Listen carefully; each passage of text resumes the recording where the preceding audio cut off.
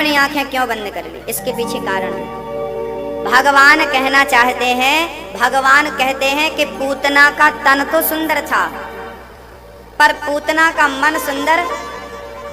भगवान कहते हैं कि जिसका तन सुंदर है, मन सुंदर नहीं है, ऐसों को मैं देखना भी पसंद नहीं करता, इसलिए आंखों को कर लिया बंद।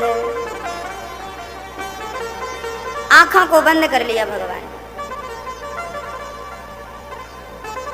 तन सुंदर है, मन सुंदर नहीं है, इसलिए जरूरी क्या है? तन सुंदर होना जरूरी है कि मन सुंदर होना जरूरी है? हाँ, अच्छा, आपको पता है तो फिर करते क्यों नहीं? पता सब है, करेंगे कुछ नहीं। तन को धोया, मन को धुला ही नहीं।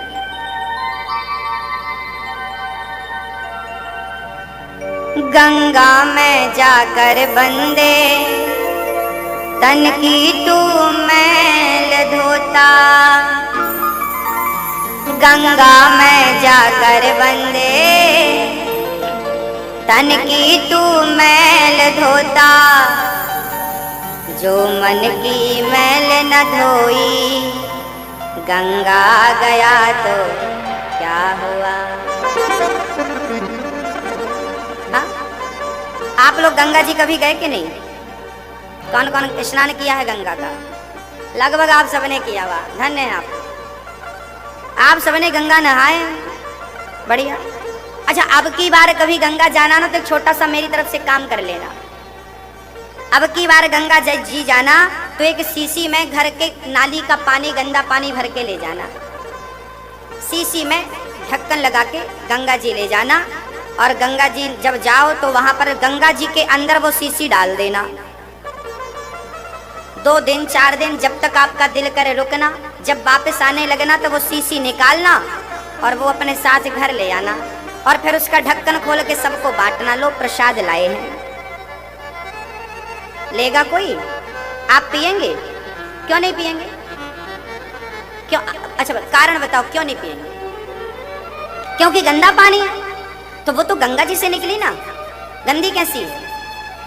हाँ, गंगा का जल शीशी के ऊपर से निकल गया, पर अंदर जैसा था वैसा ही रहा। ऐसे ही वो शीशी 4 दिन तक पड़ी रही, वो शुद्ध नहीं भई, तो आप एक डुबकी में शुद्ध कैसे हो जाएंगे? शीशी के अंदर जैसा था वैसा ही रहा। आप गंगा नहाने के पहले जैसे थे, गंगा नहाने के बाद भी वैसे ही रहे, तो गंगा नहाने का अर्थ क्या? कहो मेरी माँ, गंगा नहाने का अर्थ क्या? कोई मतलब हुआ? इसलिए कहा करता हूँ कि गंगा स्नान करने जाओ तो शरीर को धुलने मत जाना। हे माँ, जैसे तेरा जल पवित्र है, आज से मैं अपने मन को इतना ही पवित्र करूंगा जितना तेरा जल पवित्र है। जो मन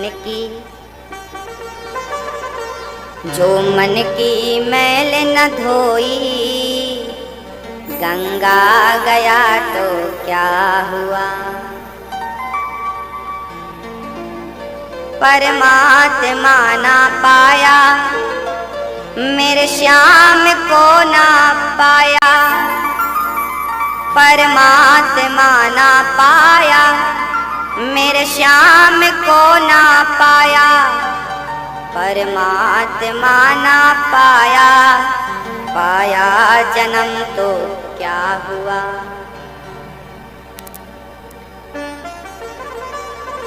मानव का जन्म तब सफल है जब आप इस तन से भगवान को पालें। सब कुछ पाया पर ईश्वर को नहीं पाया। हाँ, अच्छा, ससुराल में जब लड़की आती है तो उसे सास का प्यार मिलता है। एक लड़की को सास का प्यार मिला, एक लड़की को जेठानी का प्यार भी मिला, सास भी मिली, जेठानी भी मिली, ससुर का प्यार भी मिला, रिश्तेदारों का प्यार भी मिला, सब मिले और सबका प्यार मिला, पर उसके पति का प्यार उसे प्राप्त नहीं हुआ। तो सबका प्यार सफल हुआ। हाँ, और एक स्त्री थी, उसकी सास प्यार नहीं करती थी, ससुर प्यार नहीं करता था, उसका देवर, उसका परिवार कोई प्यार नहीं करता था, पर उसका पति उससे बहुत प्यार करता था, तो वो सफल हुई।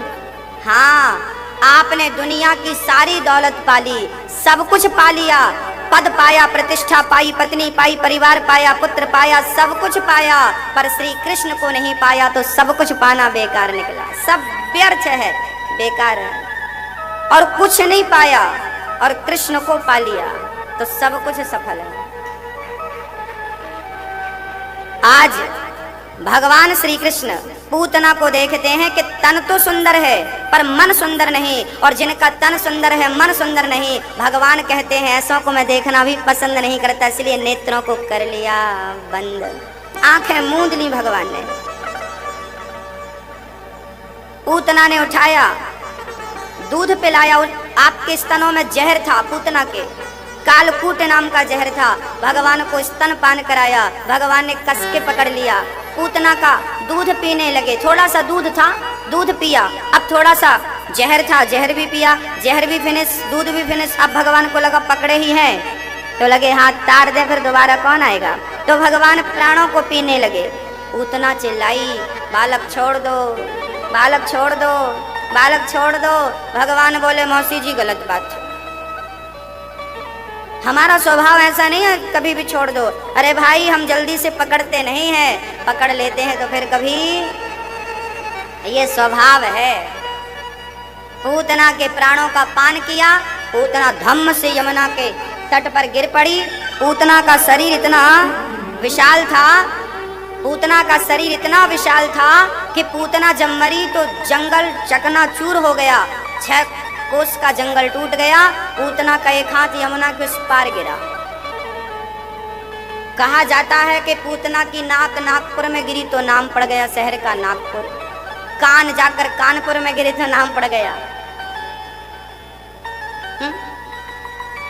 हाथ जाकर हाथरस में गिरे तो नाम पड़ गया हाथरस, उसकी बिंदिया जाकर बिंदकी में गिरी तो नाम पड़ गया बिंदकी।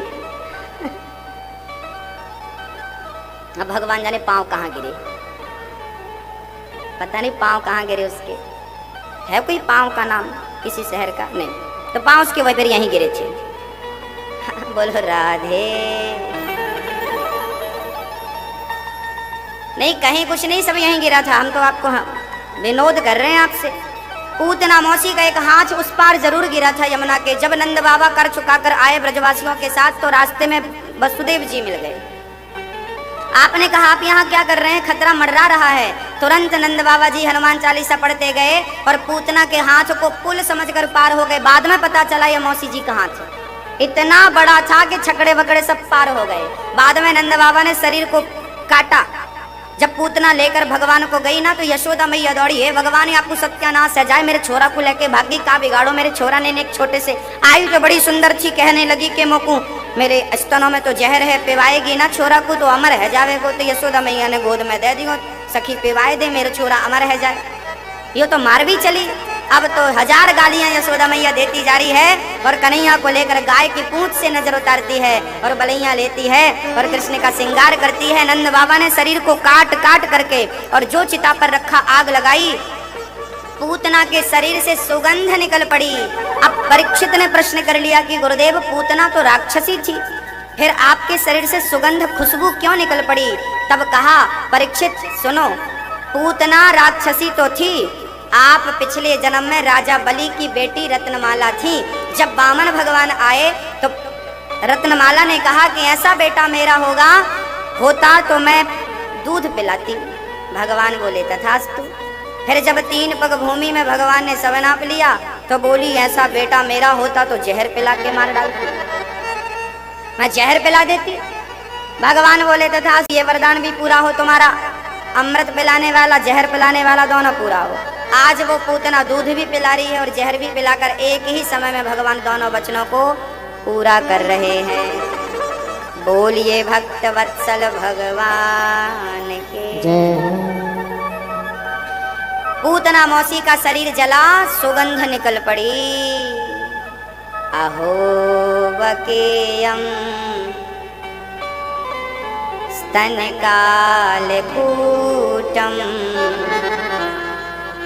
जिघांसयापाययदाप्य साध्वी लेभे गतिं धात्युचितां ततोऽन्यं कम्बा दयालुं शरणं व्रजेम। पूतना भगवान को मारने आई और भगवान ने पूतना को तार दिया। भगवान ने पूतना का उद्धार कर दिया, उद्धार कर दिया। जो जहर पिलाने आई थी भगवान ने उसका भी उद्धार कर दिया, उसे भी तार दिया। देखिए भगवान का स्वभाव, प्रभाव ऐसा है कि 6 दिन की उम्र में पूतना को मार दिया। ये प्रभाव था। स्वभाव कैसा है? जो जहर पिलाने आई उसको तार दिया, ये स्वभाव है। स्वरूप कैसा है? बोले दुनिया दीवानी है, ऐसा स्वरूप है। नाम भी, प्रभाव भी, स्वभाव भी। क्या कहें कृष्ण के बारे में। अब भगवान थोड़ा बड़े हुए तो भगवान ने एक दिन करवट बदली तो माँ यशोदा ने उत्सव रखा। शकटासुर आया। शकटासुर के नाना प्रकार के प्रयास करने पर भी भगवान का वो बाल भी बांका ना कर पाया। भगवान श्री कृष्ण ने देखा छकड़े के नीचे माँ यशोदा ने सुला रखा था। सारी गोपियां बड़े प्रेम से, सारी गोपियां बड़े प्रेम से श्याम सुंदर को बधाई दे रही थी। मैया ने देखा कि लाला सो गया तो प्रेम से सुलाकर छकड़े के नीचे चली गई, सबको भोजन कराई। तब तक शकटासुर आकर गाड़ी पर बैठा और वो भगवान को मारे उसके पहले अपने अंगूठे के पांव के अंगूठे से भगवान ने जो प्रहार किया, छकड़ा घूमता हुआ ऊपर गया और धड़ाम से जमीन में आकर गिर पड़ा। शकटासुर कंस के द्वार पर जाकर गोविंदाय नमो नमः छकड़ा गिर पड़ा। शकटासुर का उद्धार हुआ।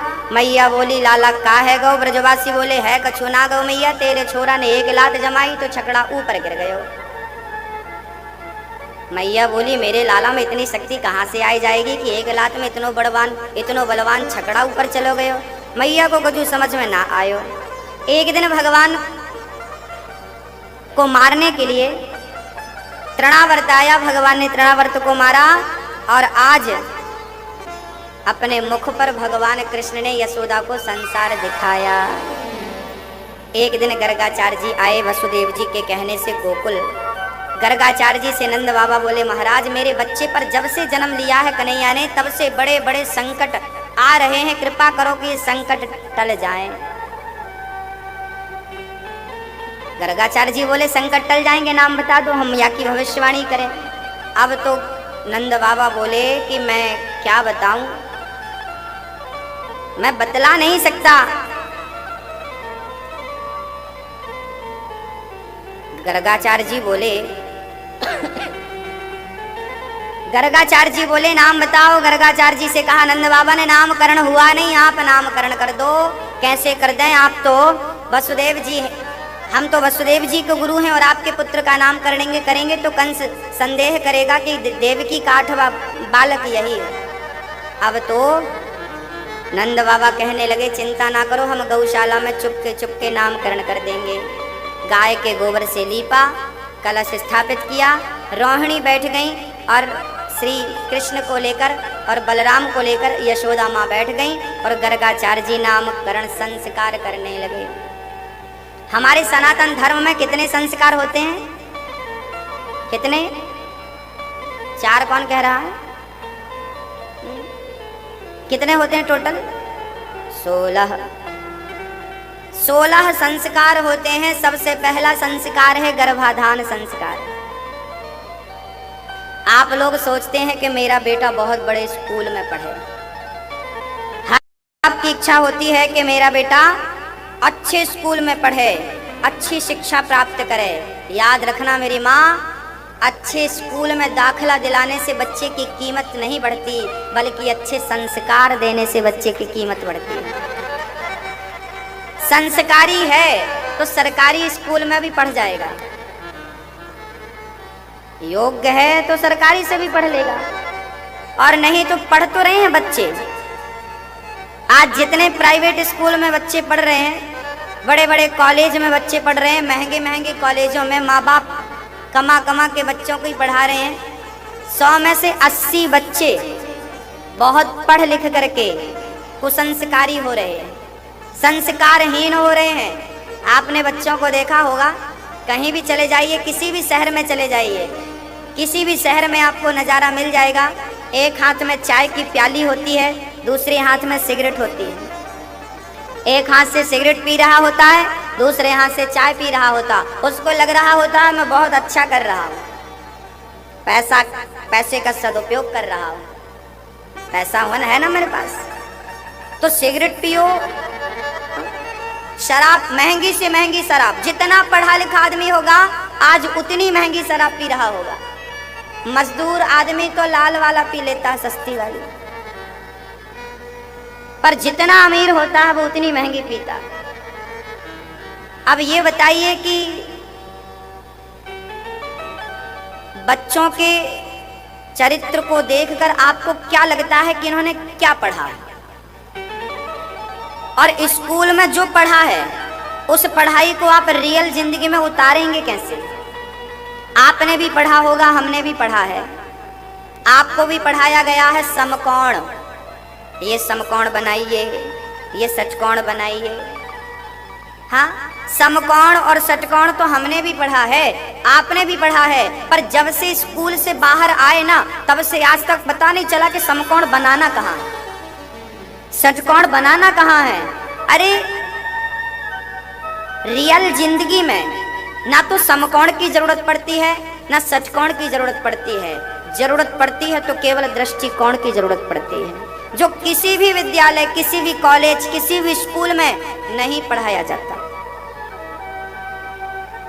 आप अपने बच्चों को बहुत अच्छी शिक्षा देना चाहते हैं, अच्छी शिक्षा होती क्या है ये भी तो बताओ। जब हम पढ़ते थे ना तो हमारी हिंदी की पुस्तक में एक पाठ हुआ करता था, शिष्टाचार। आज उठा के देख लेना बच्चों की पुस्तकें, शिष्टाचार को हटा दिया, मतलब शिष्टाचार की जरूरत नहीं। पहले शिष्टाचार पढ़ते थे तो पिता से आंखें नहीं मिलाते थे, आज शिष्टाचार नहीं पढ़ते तो पिता को थप्पड़ जमाते हैं। पहले का अनपढ़ आदमी, पहले का अनपढ़ बेटा कभी पिता के बराबर से नहीं बैठता था, और आज का पढ़ा लिखा बेटा पिता का हाथ पकड़कर घर से निकाल देता है। ये अंतर है तब की और अब की पढ़ाई में। पहले की अनपढ़ पत्नी अपने पति को भगवान मानती थी, और आजकल की पढ़ी लिखी पत्नी पति कुछ कह देना तो सीधे पुलिस थाने चली जाती है। मैं कम थोड़ी हूँ। पहले की अनपढ़ बहू अपने सास को माँ समझती थी, अपने ससुराल को परिवार समझती थी, और आजकल की पढ़ी लिखी बहू किसी ने डांट दिया, किसी ने कह दिया तो सीधा माँ के फोन लगा दी, मम्मी जरा गुंडे भिजवाओ। और माँ भी कम नहीं होती, माँ भी कहकर भेजती है कि बेटी इतना दहेज दे रहे हैं, कुछ गड़बड़ हो तो फोन लगा देना, भिजवा दूंगी मैं यहाँ से, सबको बंधवा दूंगी। आजकल मम्मी धमकी क्या देती है, सबको बंधवा दूंगी, सबको अंदर करा दूंगी, सबको अंदर, धमकी। क्या होगा इससे? देखिए, बच्चों को बहुत शिक्षा देने की जरूरत नहीं है। यदि संस्कार नहीं दिया तो कितनी भी शिक्षा दे लो, और संस्कार दे दिया है तो थोड़ी शिक्षा बहुत हो जाएगी, बहुत हो जाएगी, बहुत सुखी रहेगा। इसका अर्थ ये बिल्कुल नहीं है कि बच्चों को पढ़ाना नहीं चाहिए। इसका अर्थ ये है कि बच्चों को जो पढ़ा रहे हो वो तो पढ़ाओ, साथ में संस्कार देना मत भूल जाइएगा, क्योंकि नींव संस्कार है। संस्कार खत्म तो आपका जीवन खत्म। बच्चों को संस्कारी बनाइए, योग्य बनाइए। आजकल के बच्चे ना पढ़ लिख कर क्या चाहते हैं, बोले हमें नौकरी चाहिए। आपने देखा होगा अमेरिका से भारत 50 वर्ष पीछे है, चाइना से भारत पीछे है, जबकि जनसंख्या में चाइना हमसे ज्यादा है, भारत से ज्यादा जनसंख्या चाइना की है, पर वो हमसे आगे निकल। अब हमारे भारत के ना लोग दलीलें कौन सी देते हैं, भारत जनसंख्या बहुत है इसलिए तरक्की नहीं कर पाया। भारत की तरक्की ना करने के पीछे जनसंख्या नहीं है, भारत की तरक्की के पीछे भारत के लोगों की घटिया सोच है। वो सोच कैसी है वो भी मैं आपको बताता हूँ। भारत के लोग सोचते कैसा है, आप यदि कोई आपका बेटा कुछ अच्छा करने जाए, आप कुछ अच्छा करने जाते हैं ना, कुछ अलग करने जाते हैं ना, तो फिर माँ से पूछता है बेटा, पिता से पूछता है बेटा पापा ये काम कर रहे हैं कर लें? पापा तुरंत जवाब, नहीं बेटा ये मत करो, ये तुम नहीं कर पाओगे, ये तुमसे नहीं होगा। फिर बाप तो ठीक था, फिर पड़ोसी, अरे क्या सोच रहे हो, कहाँ दिमाग लगे, ये तुम कर पाओगे? हमारे भारत की प्रॉब्लम ये है, समस्या ये है कि यहाँ जो व्यक्ति कुछ सोचता है वो करने जाता है तो उसका मनोबल बढ़ाने की जगह उसके पांव पकड़ के खींच लिए जाते हैं, नहीं तुम नहीं कर पाओगे। अरे आदमी जमीन से चांद तक चला गया, जाने वाला चांद में पहुंच गया और तुम कह रहे हो ये नहीं कर पाओगे? क्या असंभव है? क्या नहीं कर पाओगे ये बता दो। कौन सी चीज है, कौन सा काम है जो आप ना कर पाओ, ये बता दो हमें। क्या नहीं कर पाओगे? आप हमसे मिलो, आप बताओ क्या नहीं कर पाओगे? आप सब कुछ, चांद तक चले गए, एवरेस्ट की चोटी चढ़ गए, क्या नहीं कर पाओगे? ये जो नकारात्मक लोग हमारी समाज में हैं, नेगेटिव सोचने वाले, नहीं नहीं नहीं कर पाओगे, इन लोगों ने भारत को बिगाड़ा। ये 50 साल पीछे ये लोग ले गए हैं, नहीं कर पाओगे। क्या नहीं कर पाएंगे बताइए? Nothing is impossible, everything is possible. सब कुछ संभव है। अपनी डिक्शनरी से ये हटा दो कि आप कुछ नहीं कर पाओगे, सब कुछ कर। आज हमारे भारत के लोगों ने दिमाग सेट कर रखा, बहुत पढ़ाई पढ़ लिया, इंजीनियर बन गया। अब इंजीनियर बनने के बाद, ग्रेजुएट होने के बाद फिर हाथ फैला, भैया नौकरी है, नौकरी दीजिए, सरकारी मिल जाएगी तो बहुत बढ़िया, प्राइवेट में भी काम चला ले, दे दो। इतनी पढ़ाई करी आपने, इतना पसीना बहाया, इतना पैसा खर्च किया भीख मांगने के लिए। हम तो आपसे कह रहे हैं कि आप अपने बच्चों को इतना पढ़ाना, इतना काबिल बनाना कि आपके बच्चों को नौकरी मांगनी ना पड़े। हम तो कहते हैं भारत के लोगों को ऐसा दिमाग सेट करना चाहिए, माँ बाप बच्चों का दिमाग ऐसे सेट करें कि बेटा आगे चलकर तुम्हें नौकरी करना नहीं है, बल्कि नौकरियां तुम्हें देना है, नौकरियां पैदा करना है, तुम्हें नौकरियां पाना नहीं है। 10,000, 25,000, 50,000, 1 लाख की नौकरी करने से अच्छा, बड़ा नौकर बनने से अच्छा छोटा मालिक बनो। हम कहते हैं 50-50 हजार की नौकरियां दो, नौकरियों की भीख मत मांगो। इतना पढ़ा, चाइना के लोग ना सफल क्यों हैं? आज आपके पास जो चीज होती है अधिकतर वो चाइना से लाई जाती है। हम वहां से खरीद खरीद कर उपयोग कर रहे हैं और यहाँ कुछ बना रहे नहीं। अरे भाई कब बनाओगे, कब सीखोगे, कब बिजनेस करना सीखोगे, कब व्यापार करना सीखोगे? ना बिजनेस करने में मन है, ना व्यापार करने में मन है, बस फोकट की नौकरी मिल जाए करते रहेंगे। हम तो कहते हैं बच्चों को नौकरी करना है, उनके दिमाग से बात हटा दो, डिलीट कर दो। बेटा तुम्हें नौकरी करनी ही नहीं। नौकरी लेकर घर में आए कोई तो ना भैया नौकरी हम नहीं करेंगे। आपने इतनी पढ़ाई करी नौकर बनने के लिए, किस किस को नौकर बनना है? अच्छा नौकर बनना अच्छा कि मालिक बनना अच्छा? जोर से जोर से जोर से बोलो। मालिक। तो मालिक बनने के लिए दिमाग सेट करना पड़ेगा कि नहीं?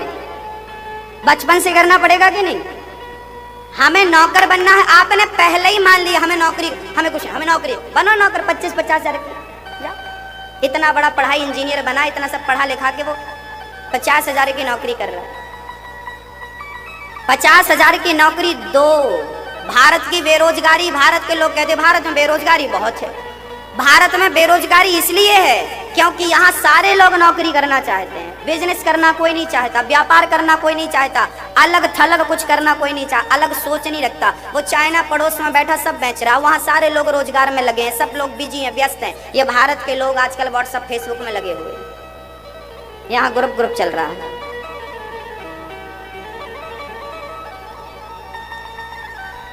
हमारे कभी उठाओ लड़कियां हमारी बहनें आजकल बिजनेस में आगे निकल गई। हमारी बहनें अच्छा बिजनेस कर रही हैं, अच्छा पैसा कमा रही हैं, देश के लिए नाम कर रही हैं। और यहाँ हमारी बहनें अभी भाई लोग ये ग्रुप खेल रहे हैं, रजाई के अंदर से चल रही है। तुम्हें इससे फुर्सत मिले तो तुम कुछ सोचो, इससे फुर्सत मिले तो तुम कुछ करो। ये भारत पीछे है। भारत पीछे क्यों पीछे है? आप लोगों की सोच से पीछे। जब तक सोच नहीं बदलोगे तब तक भारत कभी नहीं बदलेगा। सोच जिस दिन बदल दोगे भारत उस दिन बदल जाएगा। तो दिमाग से ये चीज हटा दो कि आपको नौकरी करनी है, सरकारी नौकरी करना। नो, कोई नौकरी नहीं, नौकरी देनी है, काबिल बनाना है अपने आप को। इतनी मेहनत करना है कि हम नौकरी दे सकें। 10 लोग हमारे घर में नौकरी पे रहें, 50 लोग घर पे रहें, 100 लोग रहें। हाँ, भारत के लोग ना, हमारे भारत के लोग चलते कैसे हैं? ऐसे। यहाँ की रफ्तार आप देखेंगे ना तो लगेगा कि सबसे फुर्सत आदमी यदि कहीं का है तो भारत का है। यहाँ के लोगों की इतनी फुर्सत है कि ये 2-2 घंटे तो गप्पे लड़ाते हैं। यहाँ के लोगों को इतनी फुर्सत है कि ये बुराई ही करते रहते हैं, सास की, बहू की, पड़ोसी की, जो मिले सबकी बुराई। क्यों बुराई क्यों करते हैं? क्योंकि इनके पास समय भरपूर है। आपने अपने समय का सदुपयोग, विद्वान लोग कहते हैं कि अपने आप को लाइफ में इतना बिजी कर देना चाहिए कि बाजू वाला क्या कर रहा है आपको पता ही ना चले। बुराई करने की तो बात रही। अपने आप को अपने काम में इतना व्यस्त कर लो, इतना व्यस्त कर लो, इतना बिजी कर लो कि समय निकालो तो केवल भगवत कथा के लिए समय निकालो, भगवान के लिए समय निकालो। बाकी टाइम सिर्फ काम। कर्मण्येवाधिकारस्ते मा फलेषु। भगवान शास्त्र ये नहीं कहता कि तुम घर में हाथ पे। आजकल नौजवान 30 साल का आदमी, चाहे महाराज जी काम धंधा कुछ नहीं चल रहा, क्या कर रहे? बोले घर पे ही बैठे। 30 साल का जवान, 40 साल का, 30-35 का आदमी ये घर पे बैठा है और इसकी पत्नी बर्तन धुलने जा रही है पड़ोस में। कैसे भारत का कल्याण होगा? कैसे भारत ऊंचाई को प्राप्त होगा? भारत को श्रेष्ठ बनाना है तो सरकार के भरोसे मत रहिए। आपकी और हमारी भी कुछ जिम्मेदारी है कि हम भारत को आगे लेकर के जाएं, हम अपने देश को श्रेष्ठ बनाएं। भारत माता की केवल जयकारा लगाने से काम नहीं चलेगा। सबसे ज्यादा गर्मी पड़ रही है, आप देख रहे हैं। ये गर्मी क्यों पड़ रही है? बताइए गर्मी क्यों पड़ रही है? ऑक्सीजन की कमी है, कार्बन डाइऑक्साइड की मात्रा ज्यादा है, इसलिए गर्मी ज्यादा है। ये क्यों हुआ? ये हमारी मूर्खता के कारण हुआ। हम लोग, मैं आपसे पूरे भारत से बात कर रहा हूँ, आपको बुरा लगे तो लगे, मैं पूरे भारत से बात कर रहा हूँ, मैं आपसे बात क्लियर कर रहा हूँ। ये बताइए कि आपने अपने घर पे बेडरूम बनवाया, नक्शा पास कराया ना, इंजीनियर साहब जरा ये बेडरूम छोटा पड़ रहा है, जरा ये 14x14 का करना, इसको छोटा पड़ रहा। हाँ, ये बेडरूम बड़ा होना चाहिए, किचन बड़ा होना चाहिए, हॉल बड़ा होना चाहिए, लाइट बात भी थोड़ा बड़ी बड़ी करो। सारा पूरा बड़ा बड़ा कर लिया। क्या आपके प्लॉट पर एक वृक्ष लगाने की जगह आपने रखी? हमने पेड़ काट काट कर अपने घर बना लिए, और पेड़ कटे मतलब ऑक्सीजन खत्म। ऑक्सीजन फैक्ट्री पे नहीं बनती, और बनती हो तो आप बताओ ऑक्सीजन कहां से आती है? ऑक्सीजन पेड़ों से आती है, वृक्षों से आती है। आप लोगों ने क्या किए? वृक्ष काट कर अपने घर बना लिए। क्या आपके घर पर एक वृक्ष नहीं लग सकता? थोड़ी सी जगह आप घर में डाइनिंग रूम, अपना बेडरूम, अपना किचन, अपना हॉल 1 फीट कम कर दो ना, और प्रकृति के प्रति जागरूक हो जाओ। भारत का हर नागरिक जागरूक हो जाए। घर छोटा रहेगा पर घर के सामने अशोक के 4 वृक्ष लगाएंगे, वो छाया भी देंगे, वो हमें ऑक्सीजन भी देंगे। अरे आपके घर में जितने सदस्य हैं, कम से कम आपको प्रकृति से उधार ना लेना पड़े। 4 लोग हैं तो 4 पेड़ होना चाहिए। हम अपने ऑक्सीजन खुद लेंगे, हमें प्रकृति पर निर्भर। अरे प्रकृति से तुमने लिया दिया क्या? तो एक वृक्ष तो कम से कम 4, आपके घर में 4 सदस्य हैं तो घर के सामने कम से कम 2 वृक्ष तो हों। कम से कम अशोक का वृक्ष तो वास्तु के हिसाब से भी अच्छा होता है। आप अपने घर पे अशोक तो लगा सकते हैं ना, उसमें वास्तु भी सुधरता है, घर में सुख शांति आती है अशोक के वृक्ष से। इसलिए अशोक का वृक्ष तो लगाओ, कम से कम आंवले का वृक्ष तो लगाओ घर पे। आप बहुत सारे वृक्ष लगा सकते हैं, लेकिन नहीं, हमें तो नहीं लगा। महाराज जी हमने गमले में तुलसी लगाई है। तुलसी, क्या बताएं, भारत के लोगों की सोच सबसे अलग है। यहाँ के लोग ना पानी चिल्ला, अब गर्मी आ गई ना, बहुत शहरों में पानी नहीं है। गुरुजी पानी नहीं है, पानी नहीं है, पानी नहीं है। आपके पास जब पानी आया था तो आपने सदुपयोग कहाँ किया? पानी बरसता है, बरसने के बाद सारा पानी बह जाता है। आज बड़े बड़े शहरों में कंक्रीट सड़क होती है, एक बूंद पानी बरसात का जमीन के अंदर जाने की उसे जगह होती है क्या? तो क्या आप लोगों का फर्ज नहीं बनता कि आप लोगों के छत में जो पानी गिरता है वो पानी